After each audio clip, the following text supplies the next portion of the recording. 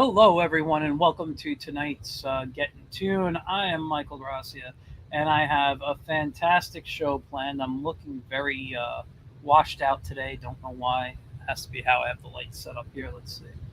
Uh, nah, I don't want it on me like that. Anyway, listen, you guys know my guests, but before we get to them, uh, just don't forget it is Wiz Wednesday. Uh, at the Wiz Comic, right there on Facebook and Instagram every Wednesday. Love today's strips. Actually, getting a lot of compliments on today's strips. Also, I'm sorry, things are piled up here, and they shouldn't be. I should be a little more organized, shouldn't I?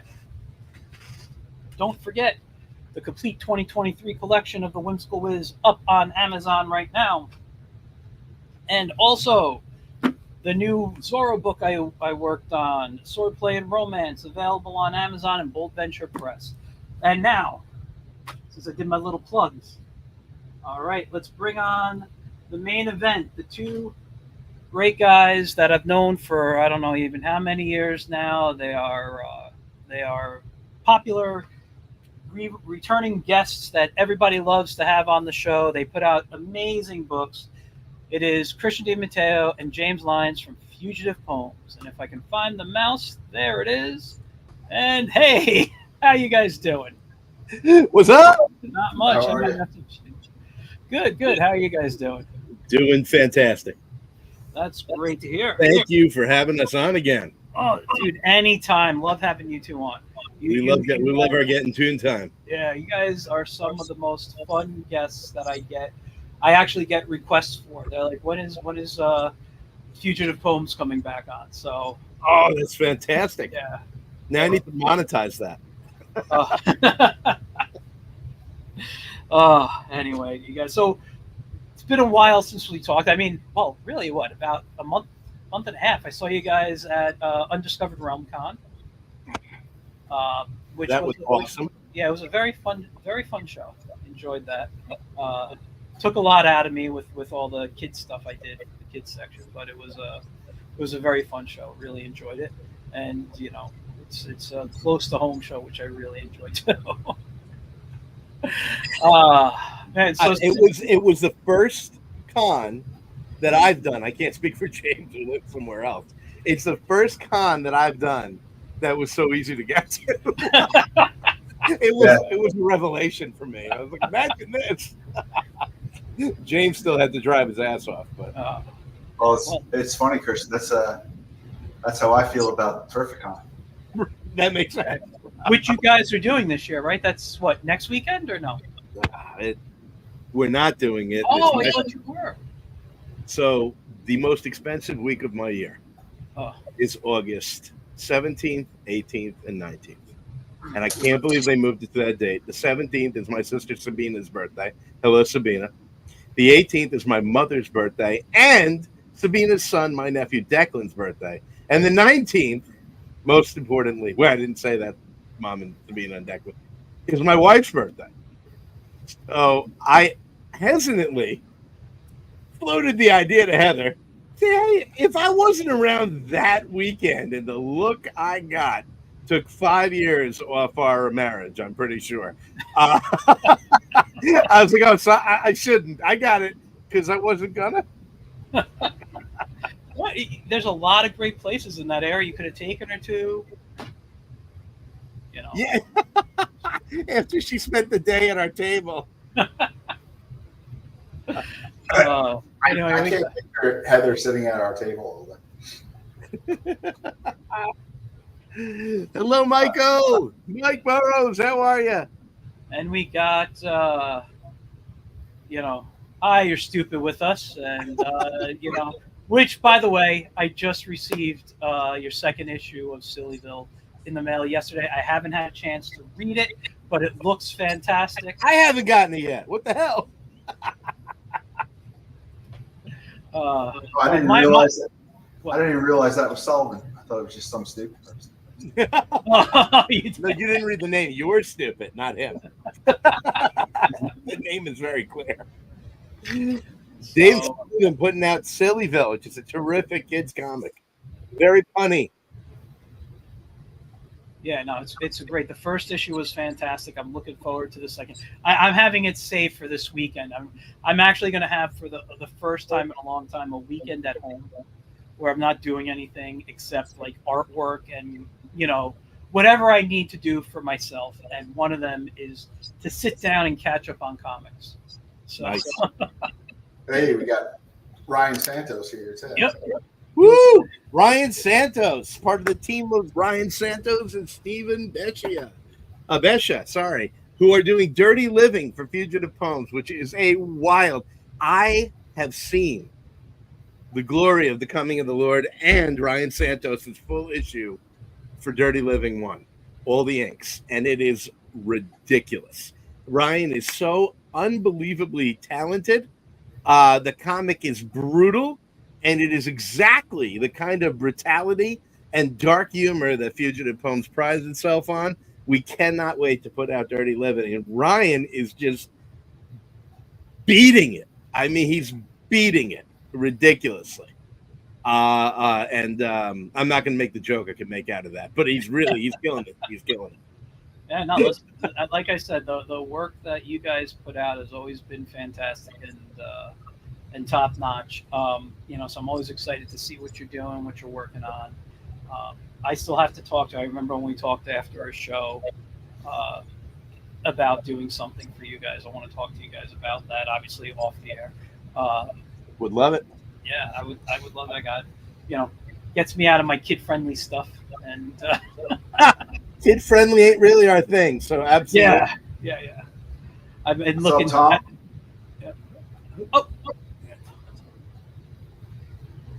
Tom Lynon figured out a way to get in. He said power was out. Oh my goodness, we got Tom Lynon, who, Michael, we got to meet Tom Lynon. He came up from Arizona, and a bunch of us went out to Katz's Delicatessen, bunch of jammers, and got to hang with him. And he is as good of a guy as you would imagine. And since you don't imagine he's a good guy, the bar is low. No, he was, what a tremendous human being. I felt like I'd known him forever. I was honored to get to meet him.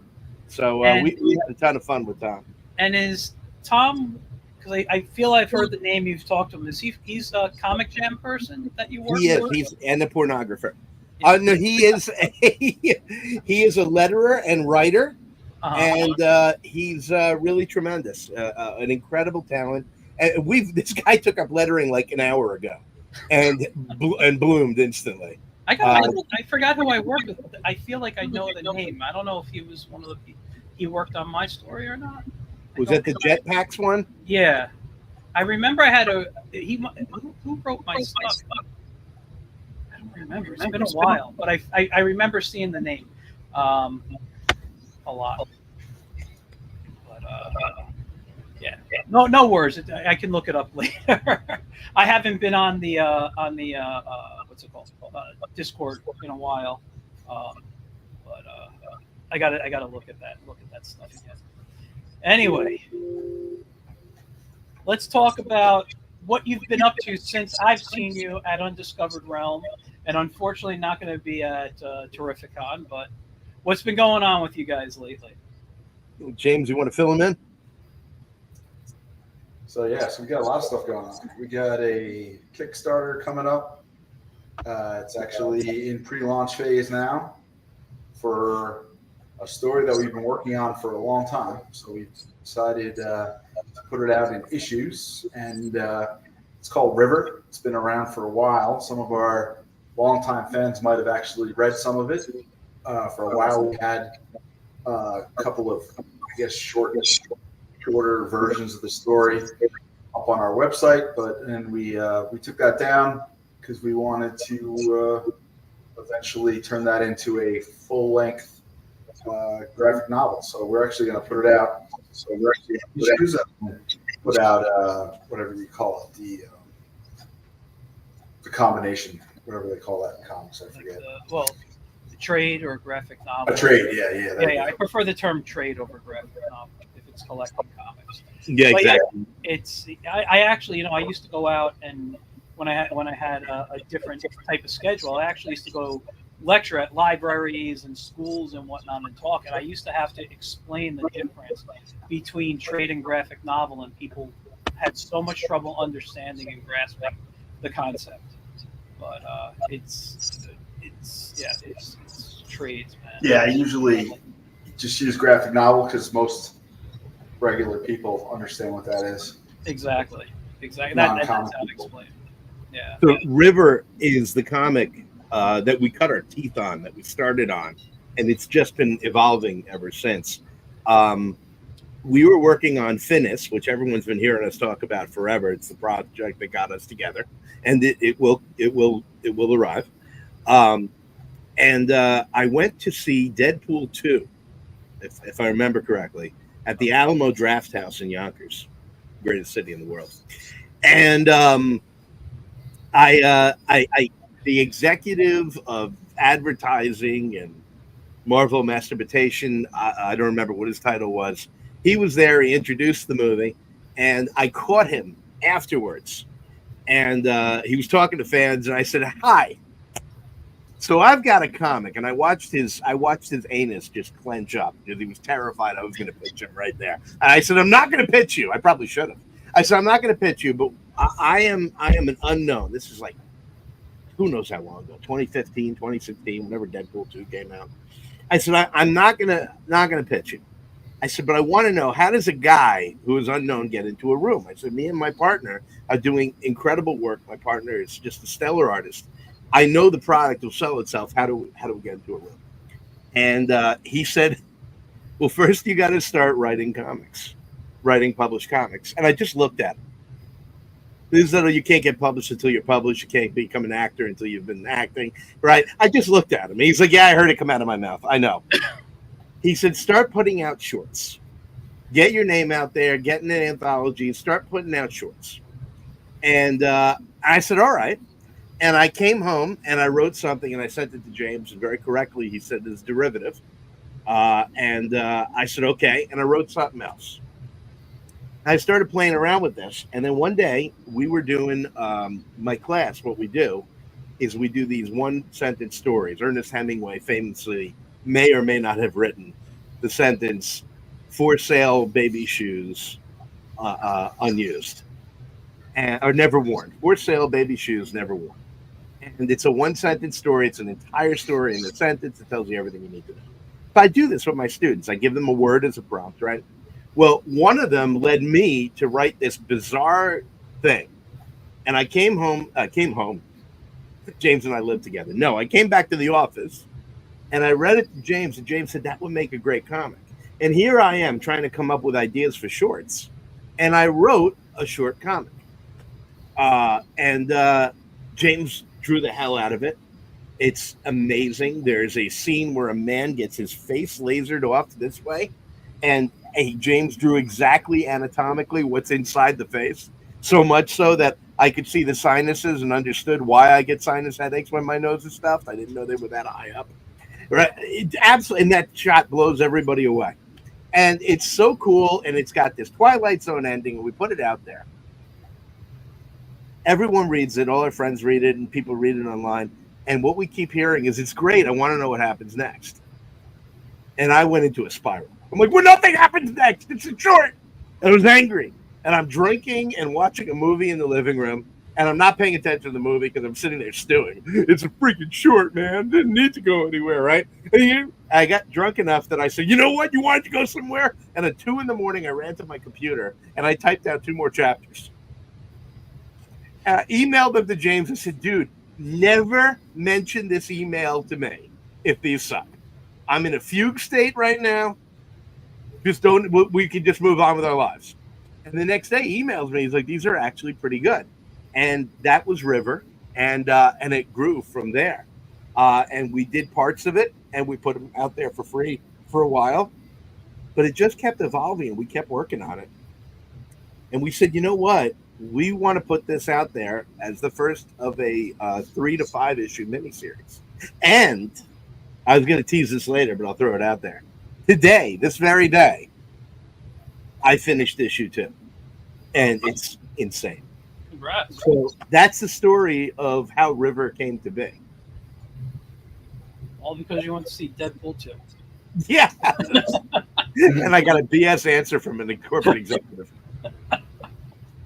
Well, usually that's how it works for me. If someone, gives me an answer I don't like, I'm like, it's really, I'm going to prove you wrong, and like, there's an FU in there. Yes. Yeah. So that's that's how I get work done. You just got to basically tell me I'll never be able to sell it, or like, it's never going to work, and I tell myself that a lot too. So there's some self-negging that's actually helpful. I'm sure mentally healthy people don't do that, but for me, it works. I don't have daily affirmations. I'm not that type of guy. It's like I look in the mirror and it's you suck. You got to do more work. Why aren't you working more? Nothing to help me out. Nothing positive. Yeah. So. No, but I'm looking at the artwork for River on the other side, what you have on the Kickstarter page, which I'll bring up in a little bit. And when you reminded me that it was, the story that inspired everything with the thing that James drew with the face cutting, I remember reading everything now that you had up on your website, and I was like, wow, this is really good stuff. I was really. Because was that the story that you came to, that I'm like, no, this isn't for me. Go talk to someone else, and go talk to James or whatever. Or was that a different one? No, this was after James and I were already working together. Okay, all right. I drew a one-page dirty comic I wanted you to do, and that's what you said that wasn't for me. Yeah, I can't do this. I was drawing plunger puppet and stuff at the time. It was about two couples that are driving home from a party, and there's a terrible car accident, and one of the men dies and one of the women dies, and the other two are on the side of the road looking at each other, and he's like, I can't believe my wife is dead. I can't believe my husband's dead. And the guy looks at the girl and goes, want to screw? Yeah. I have a good friend that would be perfect for that. I was like, come on, Michael, you can do this. Yeah, no. Have you guys ever met, he's been on the show before, Ray Felix? Never met him. Okay, Ray used to do work like that years ago. Many, many years ago. He would have been perfect if you didn't have James. Like, literally, he told a story on here once. I think he was on here. Or he might have just told me privately. When he was in school, he was nervous that people would take his work, so he drew adult-themed comics and put them up. And turned those in for his lessons. So he ran. I actually have one of his books from long ago. It's actually like dominatrix weird stuff. I've flipped through. I've never read it. I flip through the book and I look at these pictures and I'm like, what the hell is this? I'm like, Michael, you realize that's worse, right? Yeah, absolutely. You've never read it, but I've looked at the pictures. No, it's actually worse. Dude, you know what I mean. You pick up a book, you flip through, and I'm like, I can't believe he did this, man. It's hard to read when the book is shaking so much. Oh, man. I set myself up for that one. Yeah, you just get all sticky. No. Anyway. Hoping we could liven things up for you. Yeah. This is. Speaking of sticky pages, the other project we're working on is a epic hot chicks versus aliens sort of epic tale. It's called Stripper Clips Alley. That's what I've been actually working on now because I've been waiting for the River script as well. So we are putting out our first sort of racy edition of comic. So we want to sort of tap into that market without going too far down the line of just hurting stuff. So Christian's actually written up a really cool story. It's been a lot of fun drawing, and like I said, it's racy and exciting. So that's the second thing we're working on. I'm almost done with the roughs on that. So I'll be working my way up on that. So that's the second thing we have on the plate.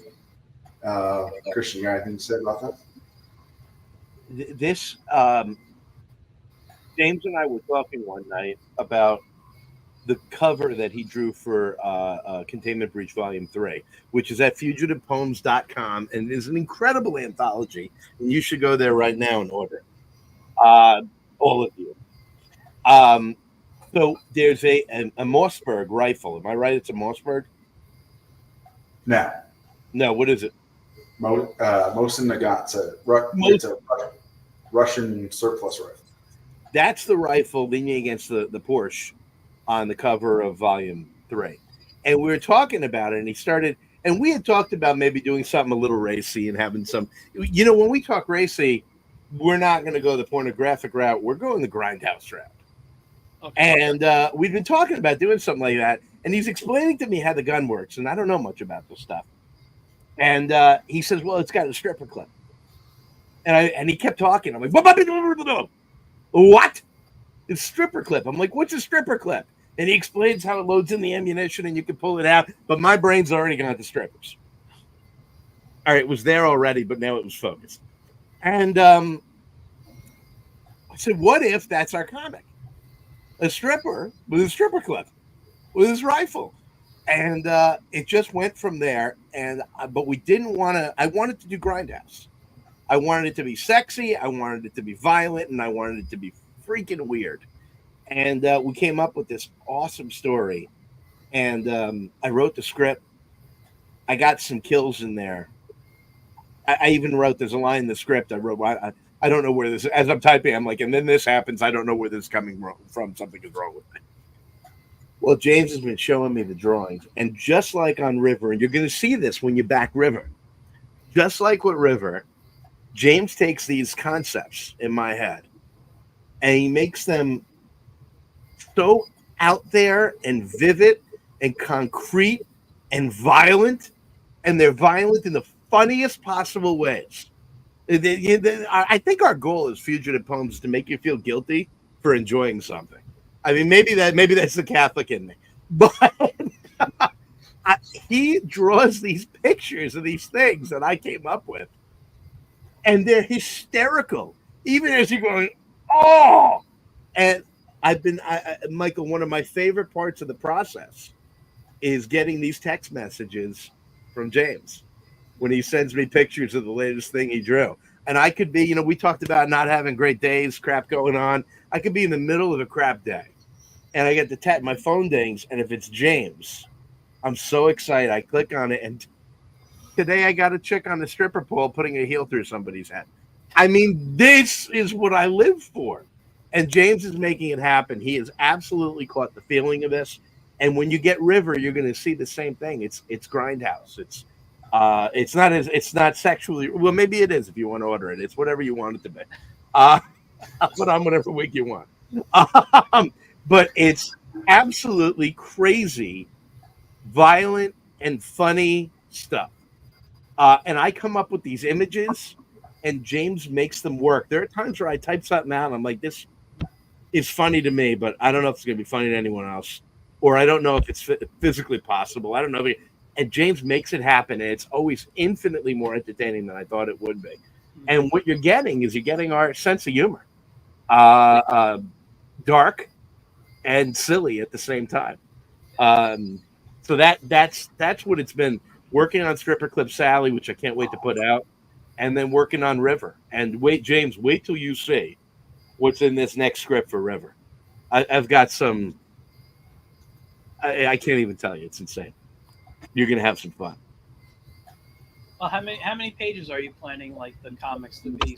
You're releasing them individual, or are you doing, like, regular floppy 22, 32 pages, something like that? There's nothing floppy about Stripper. They're generally going to be 22 pages. I've been throwing a couple of bonus pages in there, mostly because I have a hard time editing. But they're maybe 24.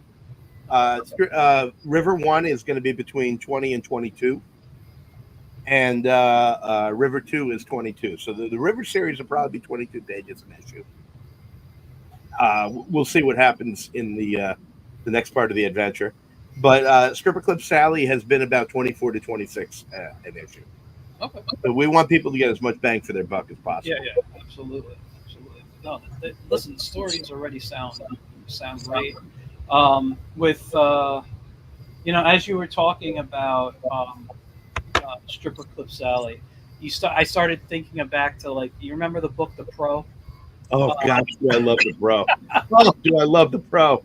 And it just kind of made me think of, like, the violence from that. That was a very interesting book. I didn't read many issues of it, but I did have a small trade that collected. I think they had I don't know, it was like a 56-page book or something. I have that. Garth Ennis, oh my lord. Yeah, great stuff there. James, I showed you the Pro. I don't know if you remember that early in our working together, and you went through it and you're like, wait a minute, we can do that. It's about a superpowered prostitute. Nice. Yeah, that was a lot of good stuff out there. But hold on, I want to pull up the Kickstarter, even though it hasn't launched yet. When does it officially launch? Well, here's the deal. It's in pre-launch right now, and we want as many people as possible to jump on the pre-launch. The more people we get on the pre-launch, the higher Kickstarter puts us in their algorithm. I don't know if you guys knew that Kickstarter had done this, but you can now put a small campaign on the pre-launch site. Really? Yes, so it's not just that one image. So I put a couple images and a little description of the book here. If you could please go to Fugitive Poems Comics on Kickstarter and jump on that, click notify me on launch. We're going live on September 3rd of this year. September 3rd, 2024, you can get your order in, and there are going to be early bird specials. So you're going to want to get it. I should probably say what this comic's about at this point. Yeah. Does that make sense? It should. Help. It will help, I think. So, 6 Pennsylvania cops show up to the end result. The slaughter remains of a massive drug war between 2 rival gangs in the middle of Pennsylvania Dutch country. We're talking where the Amish live. And there's this massive compound that wasn't there before. It's literally appeared overnight. And they're trying to figure out what's going on. They finally get into the compound, and they discover this incredibly futuristic equipment. And they are immediately under attack by someone with a way futuristic laser gun. And they realize that this is the source of drugs that have been hitting the streets, and they've been out like 24 hours. And there are kids in hospitals, there are kids dead, teenagers dead, and there are kids in catatonic states. This drug is just tearing through the community. And this seems to be the epicenter of where it's coming from. They analyze the paper that the drugs are on. They're like acid tabs, and it's not even paper. They can't even figure out what it's made out of, what sort of organic material it's made out of. And then they enter a room. One team goes into this room, another team goes into the back. The team that enters the room finds this huge machine, these giant spinning rings. And something comes out of it. Something from another time, something that hates them. In the other room, Detective Sutton opens up a refrigerator, a freezer, and pulls out his own head. And the story goes from there. Wow. Dude, I love this work here. I wish you added more, but you can't give it all away here. I remember, like, this page really sticks out to me. I remember when you guys, I think, first came on, we James and I had an in-depth discussion on this page here. This is just beautiful. Yeah, that's actually the opening page. Yeah. When James came to me with that guy on the ground with the bullet hole in his head, mm-hmm. I knew we had something special. I mean, I've never seen quite that angle and quite that shot. That hand coming toward the camera. Oh. Yeah. It's really good. I like it. And also showing height of like the snow, where this guy has his boot here and stuff. Yeah. I'm gonna say you're freaking amazing, James. I mean, I don't know what else to say. Thank you. This is great stuff. And I love that you have it black and white and red. It's been a popular thing, and we were already playing with it. And this is that poor girl right there, Tanaka. She has a rough time of it in this story. But that shot, James got me that on a T-shirt because he knew I was in love with that shot. I can't wear it anywhere, but you wear it to the conventions. You do. I'm gonna wear it to the Blood and Ink show in November, the tattoo and horror convention we're doing at the Westchester County Center in November. I'll be wearing it. You're gonna be there? Oh yeah. I have a few friends who are tattoo artists who may be doing the show. Oh, cool. I should do a thing where if people buy enough for books, I'll get like a face tattoo. I mean, it was bad enough with the hair thing you did a couple of years back. I miss my man bun. No, I don't. I think most people can agree that 9 out of 10 people agree. Yeah. COVID was hard on all of us. Okay. Yeah. And I got to be honest. I think that style just looks weird to me. But James, this page was interesting. I wrote a bunch of different images that I kind of wanted. What was it like for you doing this page? Because it's so bizarre. Well, this is a glimpse of Christian was talking about the drug. The drug's called River, right? The drug is River. Yeah, the drug's called River. So this was a glimpse into that sort of trip he was talking about. So, depending on how much you take, you get these kind of trippy visuals, which are actually pop through in time, but you're not really time traveling. But if you take enough of it, you can, sort of warp yourself into this different time travel. So this was supposed to be a preview of, what the drug can do. It also has a couple of Easter eggs that will make sense in later issues. But if you look around, I drew in. Actually, I painted those bubbles kind of out of context, but I thought they were perfect for this. So it's almost like there's, you have bubbles in the air and they're popping. And as you're seeing these bubbles, you're sort of looking back and forward in time and so forth. So if you look there, there's a whole range of stuff going on within those bubbles. And that's his buddy.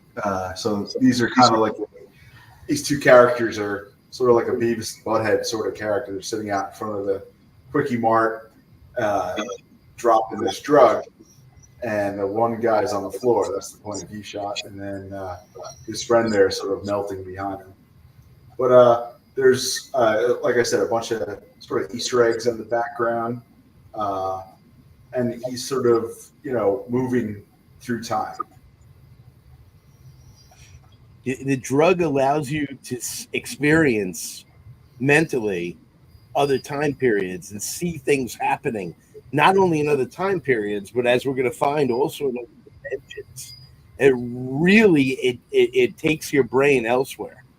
But if you let the entire thing ensconce you, it can take your body too. And that's what's going on with the machine that they discover. So James is working on this page and he was just about done with it. I'm working on the next chapter and I text him casually because I'm not an artist. So I assume everything's easy, right? I'm like, dude, I need you to throw an Aztec temple in there, okay? Cool, chill. Later on, he's like, do you know how long it took me to put a freaking Aztec temple in there? Listen, it looks good.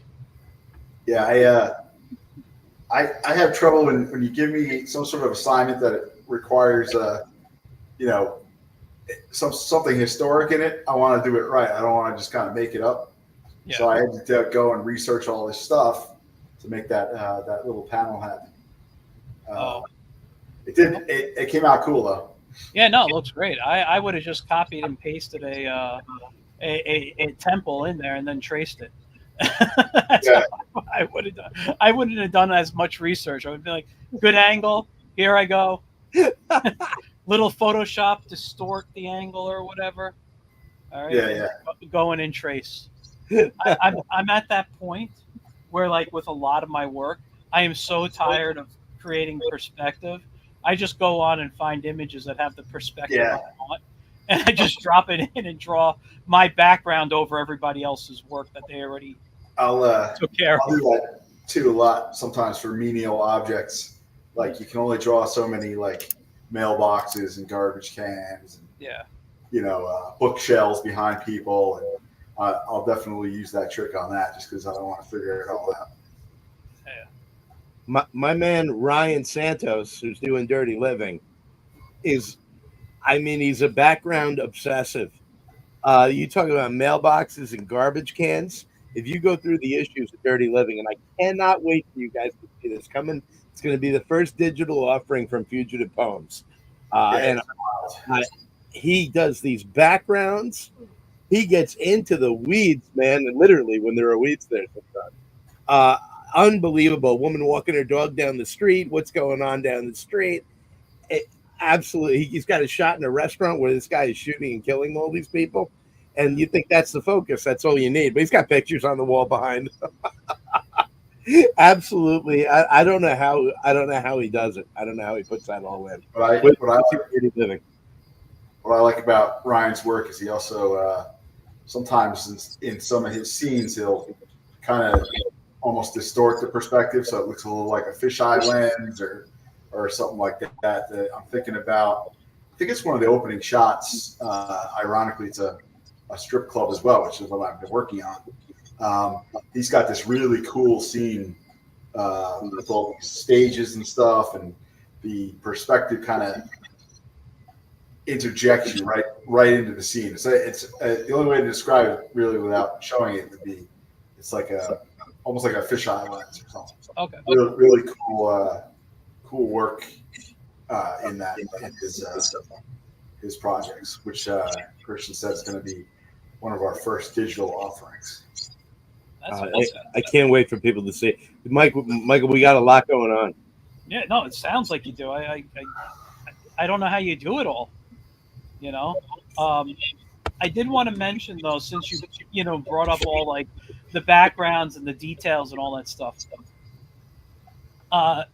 For those who didn't get a chance to watch my show a few weeks ago, where I had David Abrevaya on and Eli Hernandez, go check that out. We had a conversation about that.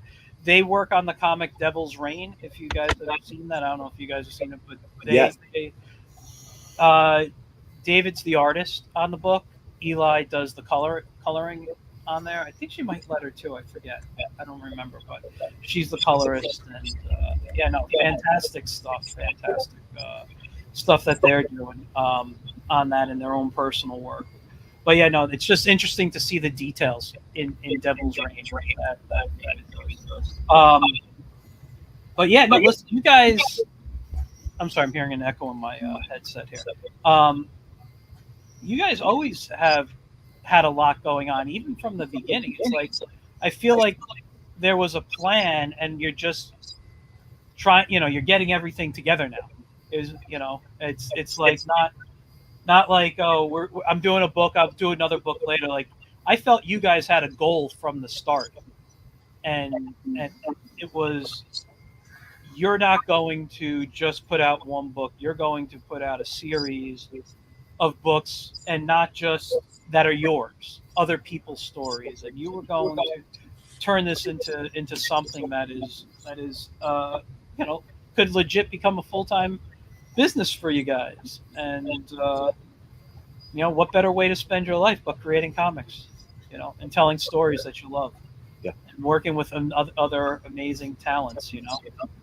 That's really been the goal. The start is to turn this into something that we can do full time. So that's why we branched out, started working with others, not only on the anthologies, but trying to sign people and get them under our banner, making sure it's still a fugitive poem, but we got people that are in the same type of mindset that we are. So we got good products, and the more hands you got on things, as you know, this stuff takes forever to do. So the more people you got working together, this time we can say, oh, we got 2 things that are going to be kickstarted, and then possibly when is Dirty Living coming out, Christian? We have not set an exact date, but now that the inks are in, we're gonna nail that down shortly. And then we also have another product with Alex Zapata on the art and Mr. John Lynett on the letters, called Blood Valkyrie in Vegas. And I'm really, really excited about this. It originated from a 1-page comic. And I can't talk to anybody without bringing up thecomicjam.com, thecomicjam.com, thecomicjam.com. The great Casey Allen as editor-in-chief. Every week they put out 1-page comics, and we got a new one out this week. In fact, that Michael, you would really appreciate if you haven't seen it. Remind me to send it to you. No, I haven't been on anything with that stuff lately. Like I said, I haven't been on Discord. I have had so much going on that I'm so behind. Do me a favor. Yeah. And go to thecomicjam.com and go on this week. So I think you're going to get a real kick at what you say. I wrote this 3 years ago, and we finally got around to making it. The comic, did I spell it wrong? Comicjam.com. It should be it's at Medium, but you should be able to just put it in thecomicjam.com. I can't see, so I have no idea if you did it right. Thecomicjam.com. So go to Google and do the Comic Jam and Medium, and it should show up. But we've got Blood Valkyrie in Vegas coming out with art from Alex Zapata, and it is you want to talk grindhouse. It is a brutal, brutal story. But this week, James and I, that first one, First Day in Hell, James and I got to realize a dream we've had for a while. You're gonna want to close that little box on the bottom and tell me what you see. Recognize anyone? Oh my God! Oh my God! It's been a while for you. Yeah, it's been a while. It was this picture right here. That face right there. Oh, I gotta read this now. Not this second. It's a good one. James drew this as the first 1-pager he's done in a little while because he's been working on our big projects. But there was no way he could resist it. That is fantastic. No, I had to give it its proper due.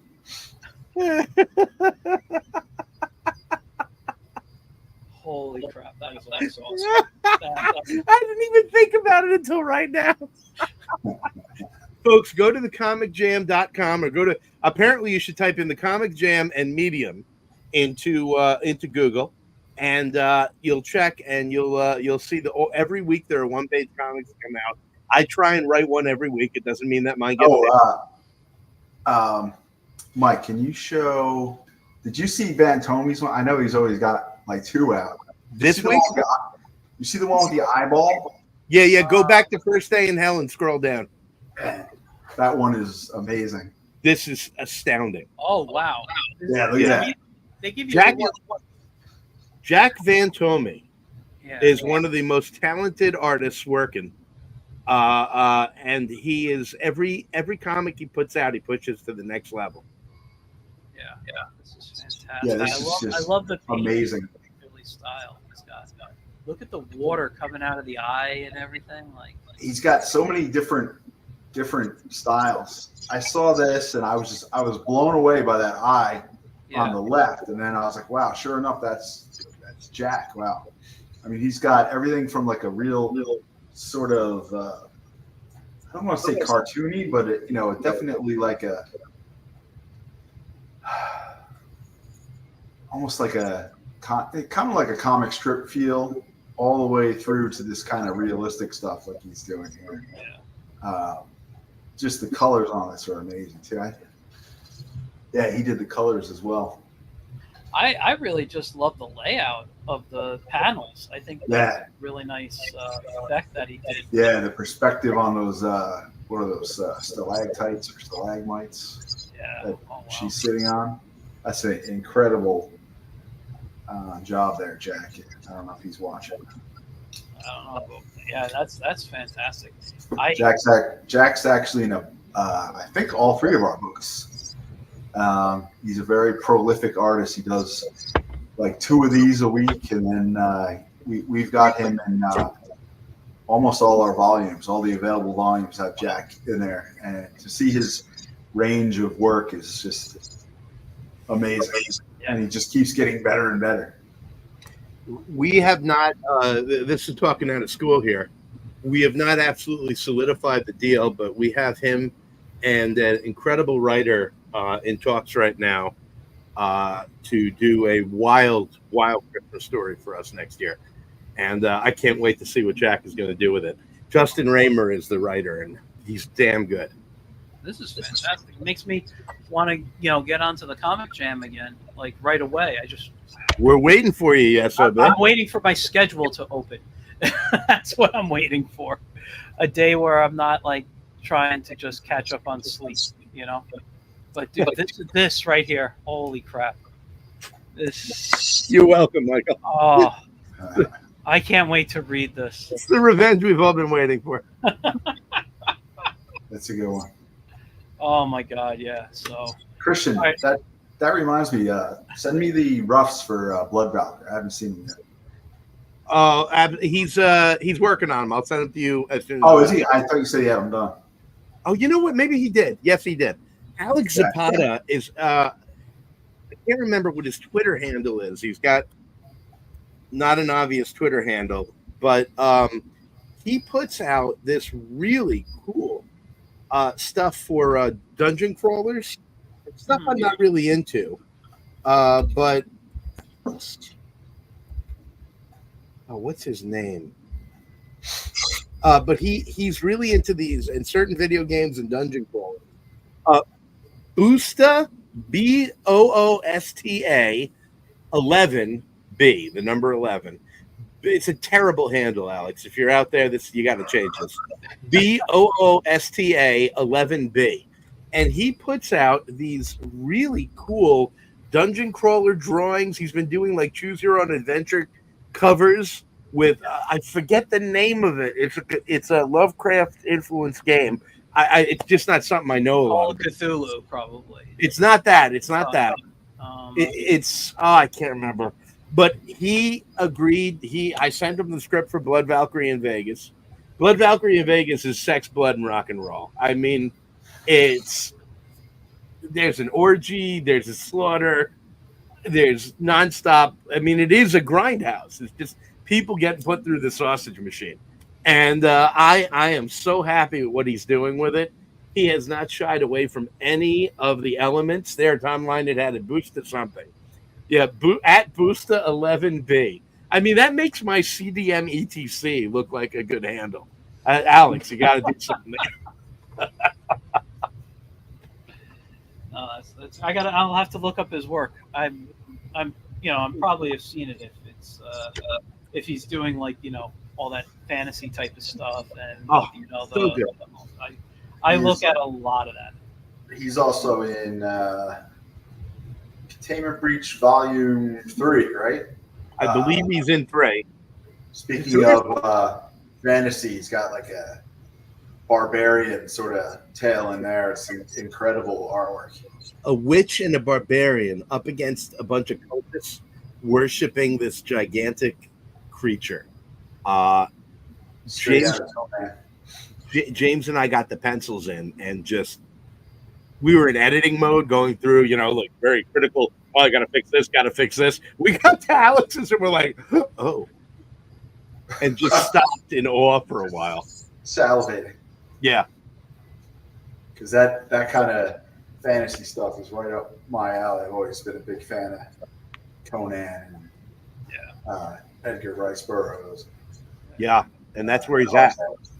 I think we actually discussed that last time you were on the show, about that, maybe with some of the public domain characters as well. I'd love to see, actually, James, your take on certain characters like that. Like a Solomon Kane or something. I love Solomon Kane. That would be such, like in James's style. I think that would be like. Oh crap! Yeah. Yeah, I'd love to see him do Solomon Kane. Yeah. He's one of my favorites. And actually, I had a guy on here. He's a friend of mine. He goes by the name Enoch. Well, Enoch's his real name, but he goes by Enoch Easel on Instagram. He goes by his real name. No, but I mean, if you go Enoch Easel, I meant to say, on Instagram, check out his work. He's a big Solomon Kane fan. He's like a warm-up drawing. He's always posting Solomon Kane art. That's cool. But yeah, no, like all those, like even like a sci-fi kind of, like a John Carter type of thing. I'd love to see a lot of that in James' style. That could be fun. And, yeah, excited that we've been doing this a while, so we actually have 2 on the table now of our. Not that we don't like working with all these talented people, but these are our stories that are coming out. So it's kind of a great personal goal that has been long coming for us. Christian told that story about talking to that. Did you forget his name? One of the image guys, and that's what caused us to take a step back and start doing shorts. And it was really great advice because I think Christian learned a whole lot, and I learned so much as well. Just getting your chops out there. But it's really exciting now that we actually have 2 stories that we're really going to put out in issues, and it's just our characters and our plot lines and so forth, and to see what Christian does with the twists and turns. It's really great stuff. So I'm very, very excited to finally be working on, something that's just going to have our names on it. Very exciting. And by the way, we are thinking about employing a colorist. If anyone out there who's a colorist on Stripper Clip, we're going to be taking samples on that. I don't have a page together yet. I'm still working on roughs. But I want to get a page together and send it out. Possibly, I'm sort of leery of it, but I'd really like to start working with the colors because that's kind of I do enjoy doing it, but it just takes me forever to color. Like I can do pencils and line art quick, but then it just I get bogged down in color. So we're thinking of running it by some people and seeing if we could get someone who we can partner up with on a regular basis. Basically, someone who I can stand and Christian can stand, and of course, someone who's not only talented but kind of fits in with a freak like me. Someone we need Tom Lynett to learn colors. Yeah. I think he's colorblind, like you, Michael. I can't remember if he told me. Oh my God, it is so that's the worst thing. I don't know if you guys saw. I just shared. Was it last week or 2 weeks ago? A little cartoony fantasy piece. I was going for basically, what if Peo met like the Rankin Bass, like Hobbit type of thing, and I think it was great, but it took me like 4 days in the coloring process because I am so damn colorblind that I kept going to my wife. Come here. What Is this blue? No, but I'd be like, okay, I have a brown here, and I have them colored like a tree, and I have it on 2 different layers, 2 different browns. Turning the layers on and off. Which do you like better? Which do you like better? She's like, well, that one is like really a red. I'm like, no, it's brown. I typed in the CMYK numbers. I looked it up. So I was going nuts on it, but yeah. Did you say you're doing something in that Rankin Bass style? It wasn't. It was. I wanted to. I'll show you. I love Rankin Bass. it wasn't officially the Rankin Bass style, but what I It's my whole childhood. Yeah. I I used to worship The Hobbit when I was a kid. I watched that so many times. Oh, same here. But it was it's more Peo than what's it called, Rankin Bass, but Rankin Bass was in there when I was drawing this. Peo the Smurfs. Yes. Okay, good. And it was one of those things where like this is the piece. This is the finished piece. Oh wow. Oh, cool. Thanks. And like, it's funny because I was talking to a couple of people about this. When I think fantasy, okay, I love, like James, you said Conan. I'm a big D&D guy. I play every other Saturday night. I love the game. So I love like all that stuff that revolves around that. But my first real introduction to fantasy was the Smurfs as a kid. So I still kind of think in that cutesy type of, humorous type of stories. Which, by the way, that's the cartoon. If you read the comics, it's not always as nice. Papa Smurf is a jerk in those books. I mean, they are. I literally have almost, I think, the entire paper cuts collection somewhere around here. He loves when you call him Big Pop. But like Peo, he had a really good book called Benny Breakiron, and what Benny was, it was about a kid who had superpowers, but every time he got sick, he lost his powers. So he'd be in the middle of like chasing a robber, and then he gets the sniffles, and he loses his abilities and stuff. That issue where he got leukemia. And he also had another great run on a strip called Pussycat. It was about a black cat, which I haven't read a lot of, but I'm trying to find collections of that. Like, for me, and you might see it when I draw, outside of the animation world, I discovered this more in high school, was the Franco-Belgian stuff, Asterix, and Tintin. Tintin, yeah. Tintin. Oh, I love Tintin. Yeah. And all those had such a huge influence on me that I don't know, I've just always wanted to draw like that. And so I pulled that in a little bit. But like I said, I really felt that it was Peo meets Rankin Bass in this picture. I love it. It's so cool. Yeah, I can see a bit of Gargamel in the ogre there. Yeah. With his posture. Yeah. Absolutely, yeah. That's a really cool piece. I see you got Nordic runes on the tree. Does that mean anything? I looked up the runes, and I forget what they mean now, but like there was like one that stood for nature, one that stood for power. Like I don't know if they're supposed to be in any order, but everything there was like defense, nature, power, creativity.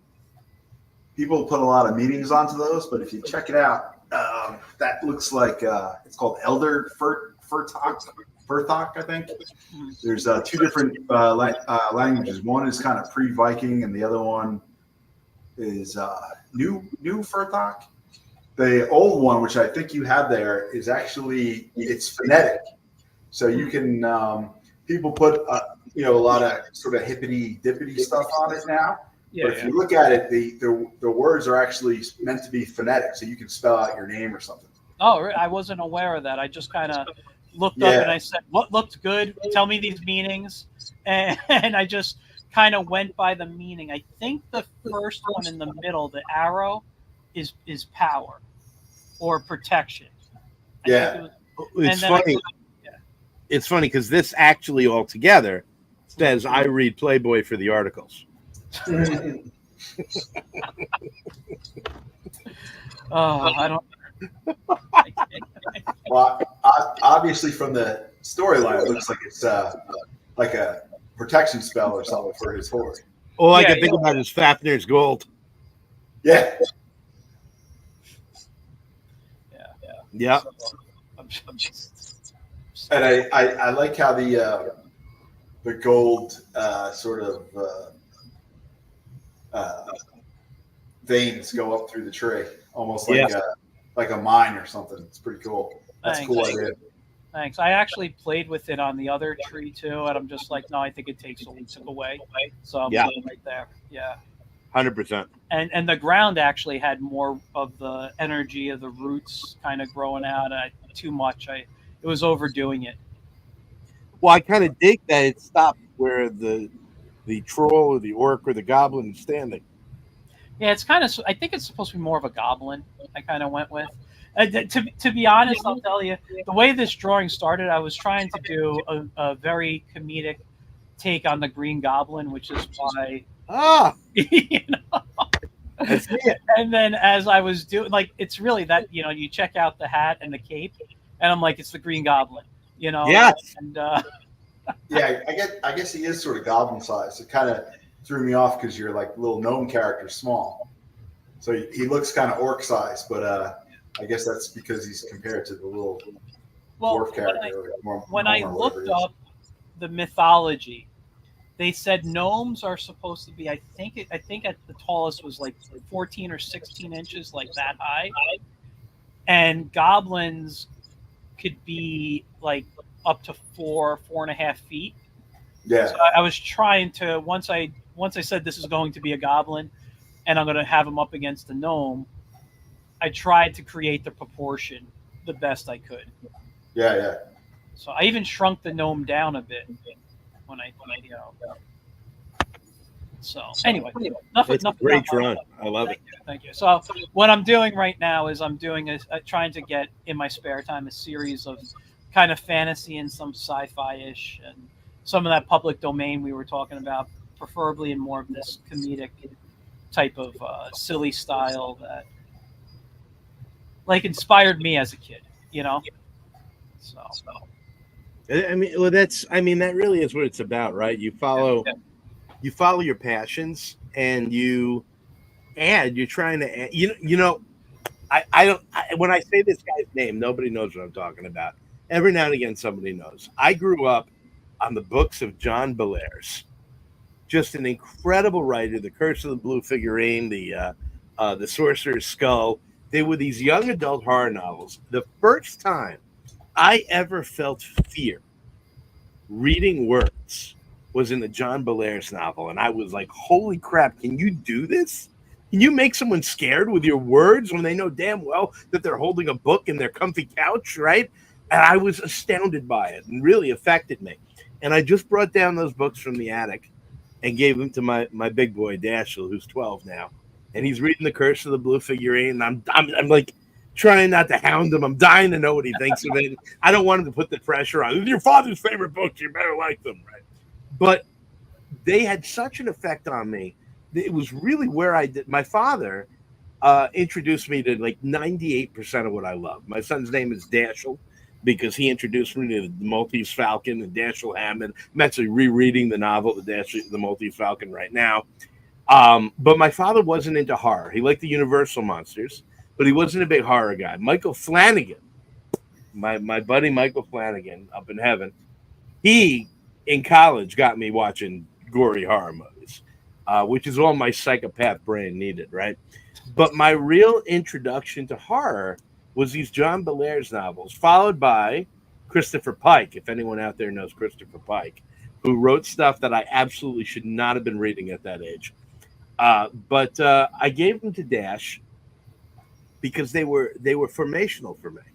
And when I'm putting out my work, I'm thinking about how horror is so much fun, and that it's the grand journey. We're having fun with the things that scare us the most, so that they don't scare us, so that we can play with them.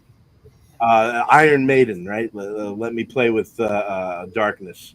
That's not it. Play with madness. Thank you. Let me play with madness. Right. And that's what we're doing. And it really is about finding your passions and putting them out there and putting your mark on. You don't want it to be pastiche. We don't need everyone doing a copy of a copy of a copy. But if you can put your own twist on it and add something, God, that's what we're doing as artists. We're adding. We just here's my take. We're moving the artwork forward, adding to it. And if you can do that, and if you got a love, and you can add to that garden, that's amazing. That's nicely said, man. I like that a lot. Thank you. It's the rum. You know. Yeah, I'm proud to say that we're doing that. I'm not sure I can talk about all our fellow artists and writers in the land of the do-over, but that's kind of what we really shoot for at Fugitive Poems, doing something new and different, pushing the lines forward, and not just doing all the rehash stuff that's out there.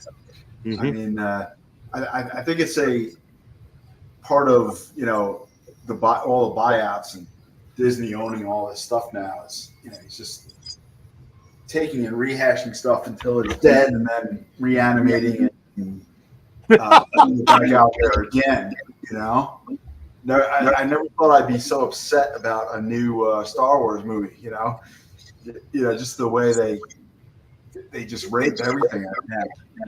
Everything is just raped and raped again. I want to see the Viking credo.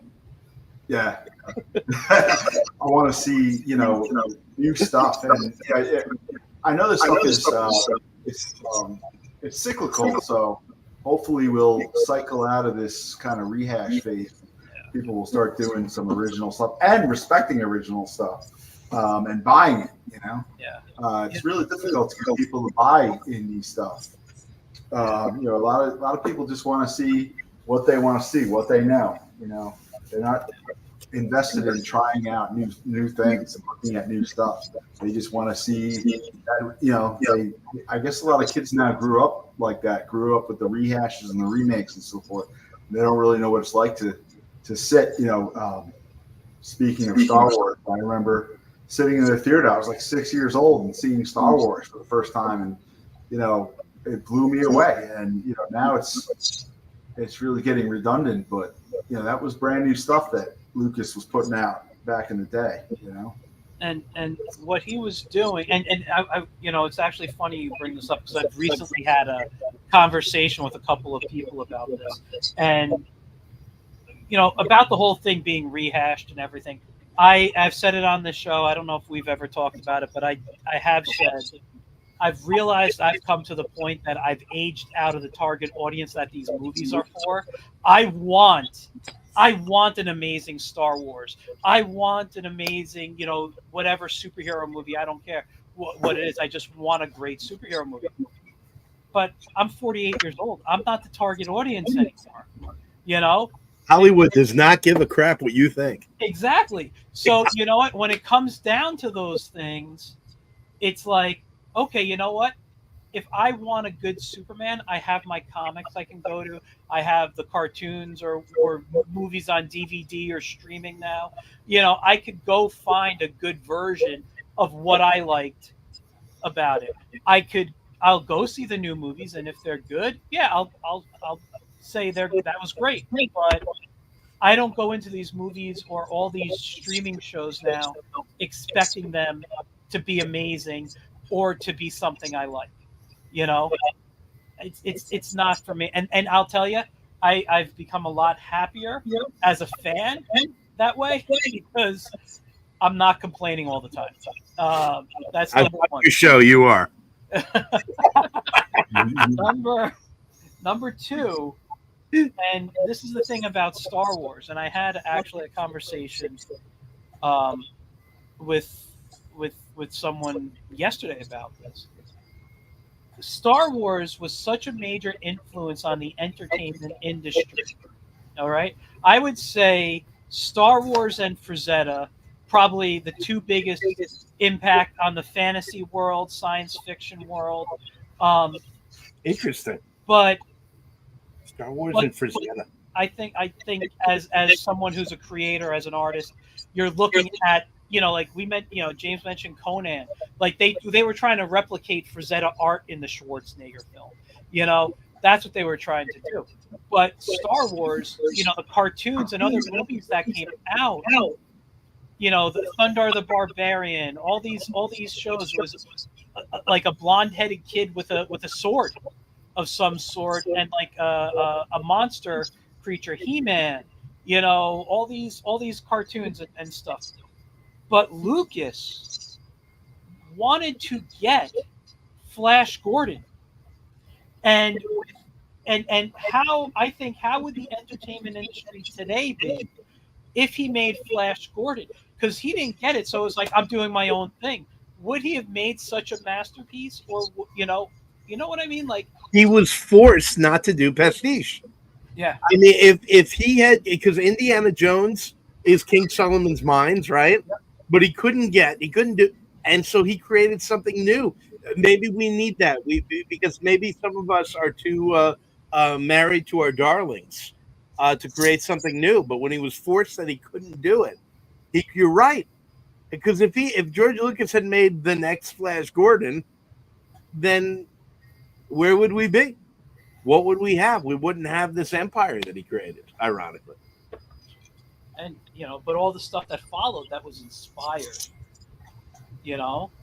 He changed science fiction. yeah, Yeah. something that you really think about. And Disney has no clue. And I will say this, and I've said this my whole life. I've always thought Disney was the greatest storytellers on the planet until they bought Lucas. Yeah. Yep. That's the thing. I mean, James, do you have an opinion on it? Like, do you agree, disagree on it? Yeah, Disney has been corrupted by its own size. There some of the early Disney stuff that I've watched has been incredibly inspiring. Some of the old cell animation. I mean, Snow White and the Seven Dwarfs. Of course, I wasn't around when that came out, but I did see it when I was young in the theaters when it came out, and when it did a rehash, and some amazing stuff. And I really think Walt Disney himself had a really cool vision, but that corporatization sort of takes the fun out of everything. This sort of, not that I dislike Mickey Mouse, but the Mickey Mousing of all these different IPs and stuff has kind of taken its toll. You can get into all the different stuff now, the politics of wokeness and all that. I think that's sort of part of it too, particularly with Disney, but pretty much everyone now. Like I said, I am sort of a stickler for history, and sticking all different characters into, regardless of the history of the story. Doesn't bother me so much as some people, but it kind of takes away from some of the reality of it, or we're talking about fantasy movies, so not so much the reality, but the believability of it. When you see a bunch of, I think before the whole woke thing, it was sticking good-looking teenagers into the roles. Of course, went and saw the Texas Chainsaw Massacre with what's her name, Jessica Biel. The Jessica Biel version of Texas Chainsaw Man, and she's like one of the most beautiful women on the planet. And it just that was kind of the precursor. It wasn't like kind of woke principles, but it was like, okay, let's put hot co-eds in, boys and girls. The guys are good looking in there too, and it's just like, why remake such a beautiful classic movie as I don't know how many people would call Texas Chainsaw Massacre beautiful, but I was just thinking that. Of course, that was also a very movie that I watched so many times. That was really part of my upbringing when I was a kid. It's the new version of that is it's not hot teenagers anymore. Now it's more just like making sure that we check off all the boxes on everything. And that, I don't think that really needs to be in there. There's a lot of things that lead us up to the point we're at with entertainment. I kind of hope that we sort of get out of that cycle and get something new. I was kind of excited about Rebel Moon, but that's just sort of the first one kind of got me going, but not really. And then the second one was just like, oh, come on. Oh, really? I haven't seen them yet. I haven't. The first one, I enjoyed it. There obviously is some connections, but I thought they were trying to make it their own as sort of a Star Wars story. But the second one was just really not that good at all. I liked his Army of the Dead. I thought that was very good. I can go either way on Snyder. I'm not a Snyder DC fan, but I did like. Listen, he came on the map with his Dawn of the Dead remake, and it is a phenomenal remake. But that guy, I can go either way with him. I don't think he understood Superman, and I think that he absolutely, he's another guy that leans toward the pastiche. Not as bad as J.J. Abrams, who can only remake other people's ideas and make them worse. But Snyder needs to be in his own ball field. Like if you look at Sucker Punch, if you look at Dawn of the Dead, if you look at Army of the Dead, he needs to be on his own properties. Not that Dawn of the Dead was his property, but in his own ball field. I watched the remake of Evil Dead the other night. Oh my God, I love it. 2009 version, I think. That is brutal. All right, not as good as the original, but it was all right. Oh, it's a whole different movie, and it has none of the humor, and it's got some of the most brutal stuff in it I've ever seen. I love that. Yeah, movie. Yeah. Well, I mean, that's kind of why I like it. Oh, I love that movie. I love that remake. He's the guy that's doing the new Alien movie, Romulus. Yeah. I'm excited about that. Me too. I haven't paid attention to anything about movies. I didn't even know, about the new Alien movie you're talking about. I didn't know Rebel Moon 2 came out yet. I'm like so behind on so many things. Rebel Moon just came out a couple of weeks ago. I don't. I'm not too far behind. I've been dealing with my grieving for Mike Flanagan's passing, who was a brother to me. And I've turned a corner and I've gotten to a better place, but it's been over a year. Mike Flanagan's got a great story in Volume 4, Containment Breach, Monsters, Beasts, and Bastards. Go to fugitivepoems.com and order it now. I am not proud enough not to shill my dead friend's story, but to get my book sold. But his passing absolutely destroyed me, and I've been in a better place about it. But the other day, about a month ago, I found out a new Alien movie was coming out, and it sank me. Now I'm real excited. But Mike and I mean, we bonded over those Alien movies early on in our friendship. And we saw everything after 1995 together. And we were talking about them even toward the end because I was doing a rewatch of all the Alien and Predator movies. And I'm looking forward to going and seeing the new one in his honor because him and I saw the Evil Dead remake together. I'm really excited about this director doing it, and I can't wait to see it. Yeah, when's that coming out? August. Oh, wait, we're in August. Is it coming out in August?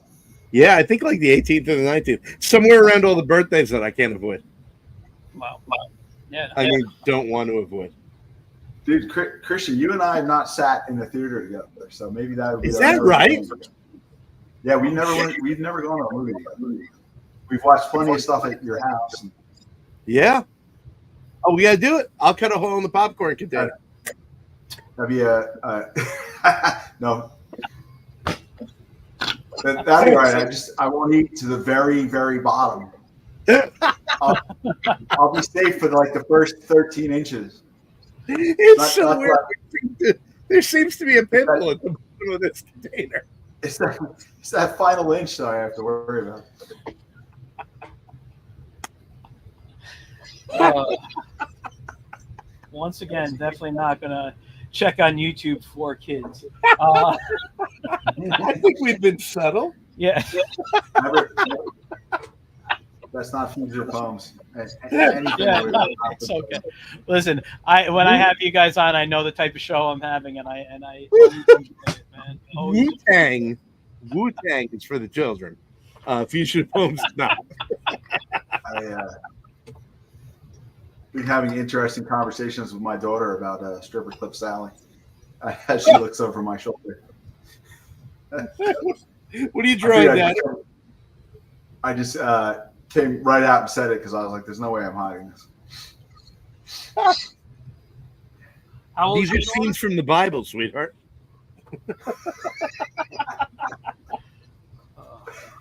This is Jezebel. Sure is.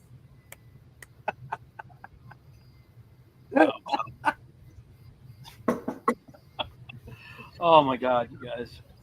Sorry, I was just looking at the time. But yeah, holy crap. Oh shoot. Yeah, I didn't realize we've done this long already. Time flies when you guys are on. We always do 2 hours when we're on here. Yeah, I know. We're gonna. It's the Zack Snyder cut. You know, I gotta say, just since you brought up his DC stuff, I think you're right. He wasn't a good, he didn't understand Superman, but I do believe his Justice League cut made more sense and was actually better than the whoever took over for him. The scumbag Joss Whedon. Yeah. So, yeah, dude, the Whedon movie is awful. But was that the one? Did he do the Batman versus Superman one? Yeah, that was Zack Snyder. Oh God. Oh, they were so unwatchable. Almost unwatchable. Yeah. So the only reason why I stayed on there is because I wanted to see Wonder Woman on there, and that was the only reason why I was able to hang out and watch that whole thing. I have not watched the Snyder cut because I couldn't imagine how many hours dedicated to it. Yeah, well, I watched it. I think it took me a full day to watch it, like cut, stop, do other things, go back to it. I couldn't. I don't think I did it in one sitting. But I think I watched. Did you do the Wonder Woman's? No, that was. I don't remember. Coates? No, that's not right. I don't. But I'm a DC guy over Marvel, and I'm like that. I get excited for that. Although Patty Jenkins. Yes. I enjoyed the first Wonder Woman. I thought that was really good. Yeah, the first one was good. I liked it. I didn't love it, but I liked it. I felt the first Wonder Woman film, if done correctly, could have been like Marvel's Captain America, like placed in the right order of movie sequences. Like it really, and not because it was about World War II or whatever. It's just like I got that feeling of patriotism like I got from watching Captain America, and Gal Gadot, I think she's a great Wonder Woman. Yeah, she was fantastic. They got that right. DC, they got a number of things right, but so much wrong. Yeah. They just couldn't get out of their own way. Some of it's not their fault. They didn't know that Ezra Miller was a complete piece of crap. Or maybe they did. I don't know. Maybe they had the Epstein Island records and he was there. I have no idea. But they got so much wrong, and they just kept doubling down on it. And it's kind of funny because it's almost like you can't blame Warner Brothers because the DC universe does the same thing, where they get overwhelmed by themselves and they got to do a crisis to reset, and then they overwhelm themselves again. And they have to do another infinite crisis. But the thing with the crisis stories is I feel like they're doing them every couple of years now, as opposed to reset. Yeah, it was like, the first one was 86. That was the story that got me into like reading comics. My cousin had the issues. I read them at his house, and that was like my first real thing. And it was because I watched like the Super Friends, so I knew who the characters were. And then the first, what was the first crisis that they did? I think in the 90s was the next crisis. The Infinite Earths? Crisis? No, Infinite Earths was the first one. Oh. Then they did, was it Final Crisis, I think they did, where Was that the one where Hal Jordan goes nuts and kills all the Green Lanterns? He has all the rings. He becomes Parallax, and I can't remember. I think I'm a Marvel guy. I'm a Marvel guy. yeah, and they only put out only 2, maybe 3 Secret Wars, so which was their answer to Crisis. Exactly. Yeah. Well, didn't George Perez do the DC Marvel crossover Crisis? He did the DC. I don't remember if he worked on the original one, but when they did Justice League versus JLA, that was Perez. That was Perez. So I've been wanting to get James, ruining a surprise for you, the graphic novel of the first George Perez Wonder Woman run. That does more with vertical panels than I've ever seen anyone do. And I don't know how he gets so much. I'm looking at it. I get that it's a vertical panel and it's got this incredible depth behind it. That first volume, that first run he does on Wonder Woman is a masterclass. Absolutely amazing. That and his new Teen Titans. I mean, the vertical he did a lot of that vertical paneling in there. Yeah. I mean, God, I have so many Titans stuff over on another shelf. I'm a big Titans fan, and his stuff that he did when they brought back the Teen Titans. You look at that stuff. He's doing a lot of stuff that I think, I don't know if I want to say change storytelling, but really I think influenced a lot of artists who came later and are not able to do it as well. He ends up having co-writers, but he's really driving the story. It was one of the few artists, comparatively, who have taken over his story. Like Todd McFarlane would do it later with Spider-Man and Spawn, but George Perez really was one of the few artists who figured out, he said, I know the story I want to tell, and he knew how to tell it. And it plays out differently because it's visual. It's visually, I can't think of the word, the avant-garde, the advanced guard of it is visual. And the storytelling, the words follow it. I don't know how else to say that, but it works so well. Sometimes I look at his work, and though it's different in style, I feel he might have been, storytelling wise, influenced by Will Eisner. I can see that. Yeah, Eisner to me might be one of the best storytellers out there. I have a contract with God sitting there. Mine's back there. Yeah, I haven't gotten to it yet. That is like the best book you'll ever read. James, if you get a chance, look at it. I mean, just as an artist for the line work in there, Eisner, I mean, I think he revolutionized the industry with his inking, even going back into the 40s when Spirit was created, and I love the backgrounds. Some of his stuff of New York City, the way he captures New York City is just incredible. And the story that he tells in A Contract with God is, from what I understand, loosely based on reality. Like I believe his daughter died. I don't know if it was an adopted daughter or an actual daughter, but she died, I believe, of leukemia. If I'm wrong, and you guys know, please let me know in the comments. I believe this is what I read, and this story is how he dealt with it. It's like, and basically, it's about a guy. I don't want to spoil anything, but basically, it's about a guy who is in Israel and says, if you let me go to America, God, I will, I'll devote my life to you. And then stuff happens that really hurts him, and he turns away from God in the story. And the whole thing is about the stuff that happens kind of around this building that he owns. And it's real life of growing up in Brooklyn or Queens or wherever it was, doo-wop people singing on the street in the 50s, and going away on vacation and taking the train, to go look for a husband or a wife, like how these, how people just would go away.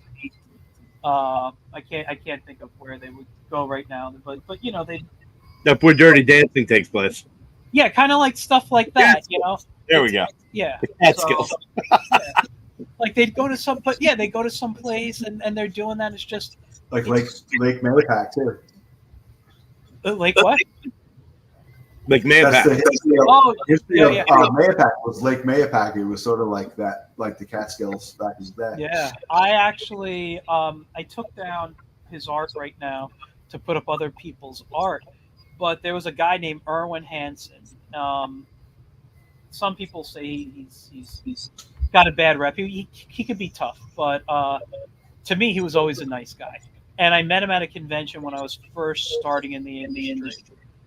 And talking to him, and when he found out I was from Mayapack, he used to have a bungalow near Sycamore Park. And, yeah, and he was like, I used to have a bungalow on Lake Sycamore. And he told me where it was. And I was like, oh, that was like a 10-minute walk from where I lived growing up. And so, I guess we kind of bonded over that. He gave me some of the best advice looking at like my dummy books and stuff that I had on me. And he sat me down and he just gave me advice. And when he saw me, all I had to do was remind him I was from Mayapack, and he remembered me. Yeah. And he was always just one of the nicest guys. But again, to me, to other people, he had a reputation. And I remember when he passed away, because if you guys know the Don D comic strip, he was the creator of Don D. Oh, okay. And I remember when he passed away, I put a little message on Facebook, and a couple of people were like, "How can you write something nice about a guy like that?" I'm like, first of all, the guy just died. Why you mad? Give it a minute. Yeah. Like, second, he was good to me. So yeah, I love looking at the old timers' work, but getting back to Eisner, his inks, I think the way he inks, the way he created solid blacks, he did his washes, everything. You could see the artists today who were influenced by who like go back and read him. And I think you just moved that up on my reading list. Yeah. I can see it. It's right there. I got to read it. I've read that book 3 times. It's one of my favorite. And the first time I read it, it took me a long time to get through because I stopped and looked at the art so much. He draws the most beautifully ugly people. Like they are so. You feel like you know them, like they're so real, like they could be your neighbor, And when I mean ugly, I don't mean like that they always look ugly. They're just regular. Yeah, they're regular guys and girls. Yeah, and stuff. It's funny, like everything's so, especially in comics, everything's so hyper. You make everyone good looking, Stylized, muscular, so forth. That Eisner would make these figures that, like, you walk down the streets of New York City, you see all kind of people like that. Just regular people, old people bent over and crotchety and warts on their faces and all that kind of stuff. He was an amazing artist. Yeah, I drew something once. I don't remember what it was, and I posted it on social media. And somebody commented, very Eisner-esque. I thought that was the greatest compliment I ever got. Yeah. I'm like, wow. But yeah, no, it was the only time I ever got that comment. So I'm like, maybe I should draw more like that. I don't know. But yeah, no, it was his stuff. The other artist I look a lot at is Alex Toth. I don't know if you're familiar with him, but he's most popular for his animation work. He created the Hanna-Barbera superheroes like Space Ghost and Birdman and Johnny Quest, and he did the original character designs to those guys. But if you want to like see perfection, you got to pick up Alex Toth's Zorro book. I know so many people who own that book who have said they've never read it because the art is so gorgeous and they keep looking at it. I think there's a colorized version. I have the black and white version because I'd rather look at his inks and everything. But oh, gorgeous, gorgeous stuff. I'm looking at it right now. Yeah. If you pull out pages and not just like the cover, but the images, it's almost very much a Guy Williams Zorro from the Disney version in looks, but it's so much, in comic form, it's so much better. Well, it's very accessible because right now on Amazon you can buy the 1998 paperback for $711.41. So I'm going to order mine today. I don't remember which version I have, but yeah, I do have a paperback. And you should check it out. You might be able to trade your fandom for some cash. That's a good one. But hold on, I got Amazon opened in another tab here. Why the hell is this book open? Alex Toth Zorro. The one I have, are you on Amazon? Yeah. I don't know. You click the first one, right? Yeah, Zorro paperback, September 21st, 1998. That's the book I have. Real $711, sir. Yeah.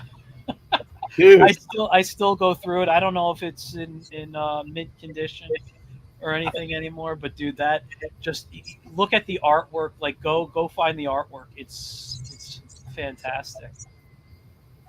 I'll have to check that out. Yeah, and you can still get a copy. I was talking to an artist a couple of weeks ago, and he had a Zorro pop. The Zorro pop that I don't know if it's behind me, you can't see it, but I have the Zorro pop, and I actually have two.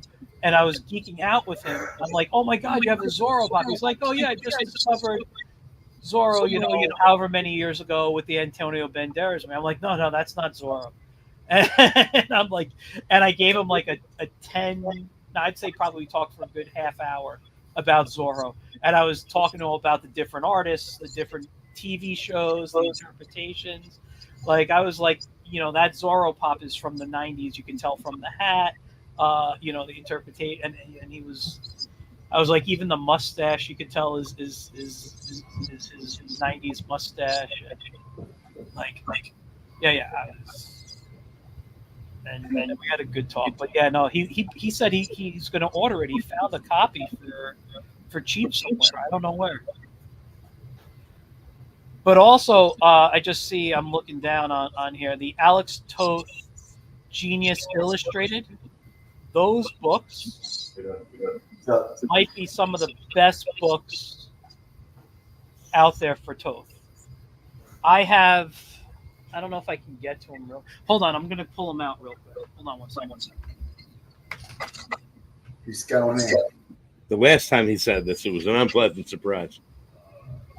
I'll be right back. I'm going to pull it out. Excuse me while I whip this out.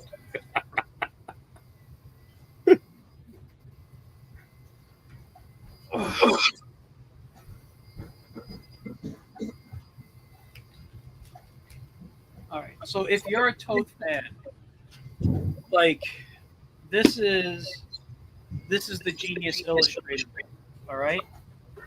And I'm just already cool. Self full screens just for a moment so you can see this. And it looks like I twisted my camera here. Why can't I go full screen? So this is the cover, and if you go through it, it goes through a lot. Like in the beginning, they show some of his comic art. Mm-hmm. And then there's like stories about him, and just articles, which I haven't read everything on yet. We got it. You don't read the articles. So and it just goes through like his comic work. Here's some storyboard work he did. Whoa. This is just like, I think this is storyboard, right? Let me see. I have to go back and look. But yeah, I mean, look, Question. This is when Quality. I believe Quality Comics had them. Or, Whoa, look at that on the left. Wow. yeah. Look at that That's ink wild. work. Yeah. Like I just flipped through this book. It reminds me of some of the stuff that was going on in EC at that time period. Yeah, definitely. And this one here, just because my background, like I love animation, this is his cartoon. These are basically his model sheets he did for like and some storyboard. So like the Herculoids, just artwork for the Herculoids there. That he did. Whoa. Gorgeous stuff. Just the designs he did. What's this one for? If you remember the C Lab show. Oh, C-Lab. Yeah. Yeah. I mean, That's intricate. so much detail in his notes when he worked on the Super Friends. His Batman and Robin, how to simplify them. I mean, look at that right there. Just a storyboard that he put together. Scarecrow, Bizarro, just you can. Oh, this is. Was this Robin Hood, I think, or Johnny Quest, maybe? I was a huge Johnny Quest fan. Amazon Patrol. This is something that may have never been published. I'm not too familiar. Oh, that looks like Ray from Johnny Quest. Yeah. With the hair, Like this guy. After like with Eisner on the list, like those two are probably two of my top favorite artists. But was he the one that did the Wonder Twins? He probably did the designs on them. He worked on that series. Here's something I always love. Just if you remember the old Hanna-Barbera, the Samson cartoon. Yeah. Yeah. Oh Yeah. Like this stuff. This is what I go to for reference all the time. I love this stuff here. But yeah, and that guy, if you're not familiar with it, between the Fleischer Superman and that Hanna-Barbera, like superhero stuff, that was what influenced Bruce Timm to do the Batman the Animated Series style. Oh, really? That's what he was looking at, like Space Ghost and all those characters, along with the Fleischer Superman cartoons. My big boy and I, Dashiell, are working our way through the Batman animated series now. The original or the new one? No, the original. Okay. Yeah. Oh, having a great time with it. I'm loving rewatching them. I remember catching them as a kid, but I'm having a great time. There's a brand new one out now, right? Cape Crusader on Amazon, apparently. I haven't gotten to it yet. Yeah, I want to try to get to a couple episodes this week, and I'm waiting for my wife. She wants to watch it too. So your wife is awesome. We finally met her. What an awesome human being. I love her. Thank you. Yeah, I do too. So, she is she is great. And she's really very, very great when we do shows. She's very helpful. Yeah, she was fantastic. Yeah. If you know the guys from Wayward Raven that were just on a couple of weeks ago, she helped shoot their video for their new Kickstarter. Oh, how cool is that? Yeah, she was recording them. So yeah, at the show. That's great. So yeah, it's great that she's into all that type of stuff too. She'll sit and watch, and she'll be like, "Oh, I don't like it. You can finish the series on your own, or wait for me to finish." Type of thing. So yeah, like this weekend, I'm hoping I could sit down and watch a couple of episodes, and if she says she doesn't like it, I'll watch it on my own if I like it. Go up to the races. Yeah. So I always like it when she says, "I watch it on your own." Not that I wouldn't wait for it, but sometimes scheduling, with work and stuff could be like, "Oh, well, we're not going to watch a show for 3 days now," and I have the schedule to watch it while I'm home working. Right. So I can binge it anyway, man. Yeah, I think we sidetracked a bit from River tonight, which is launching in September. What? September 3rd. I knew that day. There'll be early bird specials for the first 2 days, and I want to say something quick. Yeah. James said that we're launching onto a number of our own, just James and I, projects. I'm really excited about that. But part of the mission of Fugitive Poems has always been to raise the banners of indie creators all over the world. And I don't want anyone to think we're abandoning that. We have another anthology series that's going to be coming out, and we are in talks about what Containment Breach Volume 5 would be. We are here to keep raising the banners of all these incredible creators around the world while we're putting out our own stuff. And River is our first foray into you seeing what James and I can do. And it is absolutely wild. Please jump on the pre-launch, hit notify me on launch, get on there. This is going to be, I do not allow myself to write stuff that feels like it's been done before. And James does not draw stuff that's been done before. This is a weird, and we specialize in weird, insane sci-fi action extravaganza. It is violent, it's bloody, but it's funny and it's bizarre. And what we're doing with the way that the drug affects people is going to affect the way that you have the perspective of the comic. You're going to have a great time with River.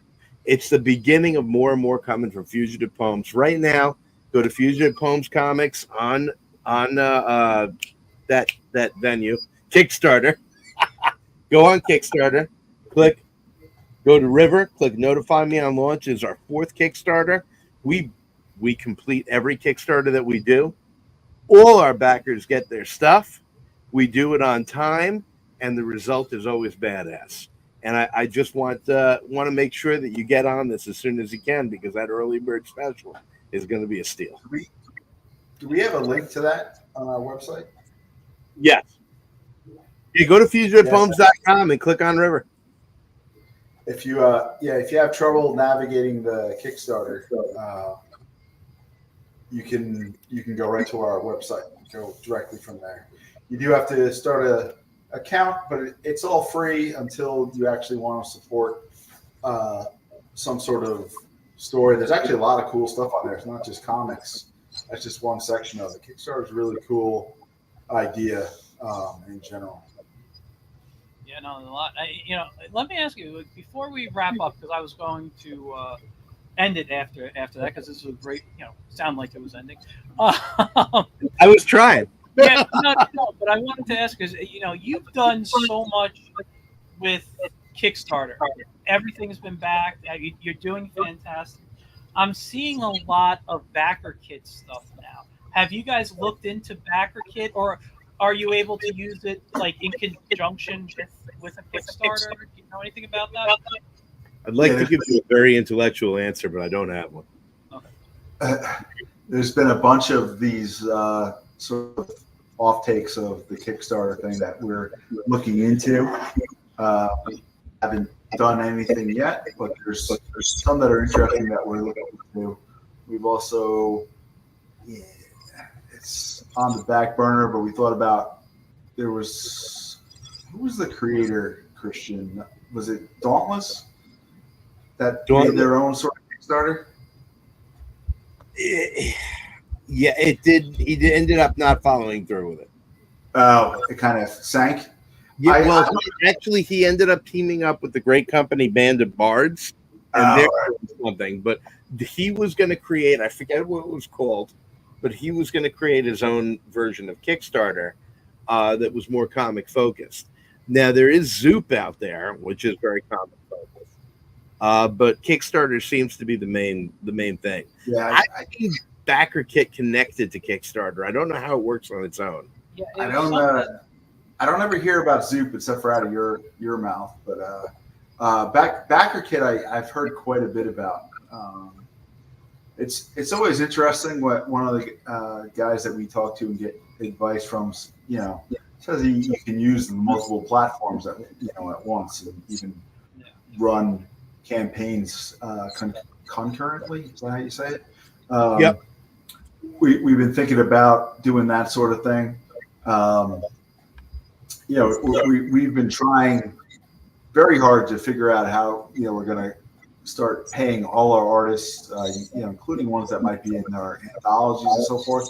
So far, it's been sort of a volunteer deal, us included. I mean, we do get money from that from our Kickstarters, but it usually goes into printing, and, promotion, and so forth. We really want to try to monetize these things so we can pay not only our artists and writers but also ourselves. So we're on the hook for anything that we think can work as far as that goes. Because I looked into BackerKit a couple of times, not for myself to do anything. I've had one or two guests on that have used it, and they've been successful. Yesterday, I backed my first BackerKit, campaign. I have no clue, when anything's going to happen with it. It's a documentary that I backed. But yeah, no, it just looked interesting to me. So I started looking into it a little bit. I was just curious if you guys had thoughts on it. A very good friend of ours, who we finally met in person at Terrific Con last year, Edward Kane, has a book that he is on Kickstarter with, but all of his promotion came through BackerKit. And I was honestly a little confused by it. I was trying to figure out how it worked. His project, by the way, is called The Redirection of Forever by Edward Kane. It's a collection of short stories, The Redirection of Forever. It's terrific. I know him as a writer as well as a human being, and he's fantastic. But I should probably check in with him about it because it's on Kickstarter, and that's what I've always seen, is that BackerKit is somehow always connected to Kickstarter, in my experience. So I don't really know. I don't really know much about it beyond that. All right. I was just curious, but always, we should wrap it up. Always great talking to you two. A lot of fun information, a lot of sidetracking. Like I said, always a fun show. We always hit around the 2-hour mark. Listen, like I said, we got to hang out more. I never see you outside my show or conventions. Absolutely, let's do it. Take me somewhere where they actually have good fried chicken, though. Now at that time. Oh, don't! I feel so bad about that every time. Every time I look and I see fried chicken now on a menu, I flash back to that, and I feel so bad. I forgive you because I love you.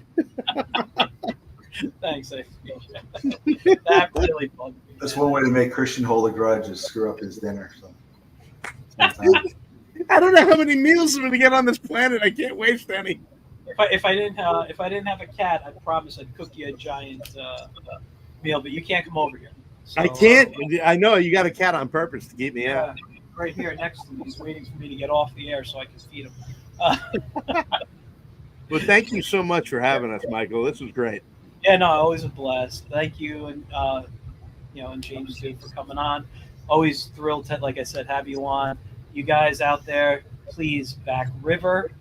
All right, it's I'm looking at it on my other screen when I turn my head there. It's they artwork. I'm looking at where the guy's faces melty. You got the what's it called? The temple in the background there. I'm on that page. Hi, Dylan. Fantastic stuff. So everyone, go to fugitivepoems.com. Click on River. Click on other stuff. I think they have a shop there too that you can buy other things on.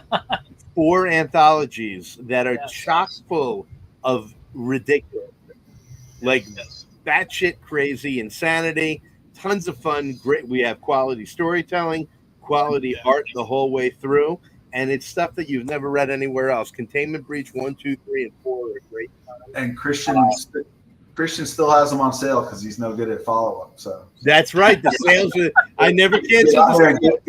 He told me about a sale 8 months ago. I was like, oh wow, they're still on sale. So get in there and take advantage of his procrastination. I completely forgot about it. I'm going to change it tomorrow. So order tonight. Yeah. I was Thanks. I have to do that. I will change that tomorrow. Order tonight. I believe that's volume 3 that's on sale, but it could be volume 4. Order tonight. Yeah, I think it was 4 that was on sale. $25. Oh, geez. All right. Yeah, I'm definitely going to change that tomorrow. Order tonight. And go right on fugitivepoems.com. You'll see the the icon for River. Click on it. It'll take you right to the Kickstarter. Click notify me on launch. Let's get this baby out there. You're gonna be blown away by it. Yeah, I'm set to be notified. I'm looking forward to it. I'm excited for it. So, yeah. All right, guys. Thanks again for coming on. Just quick wrap up for everybody else. Please make sure you tune in next week. I have a great guest coming on.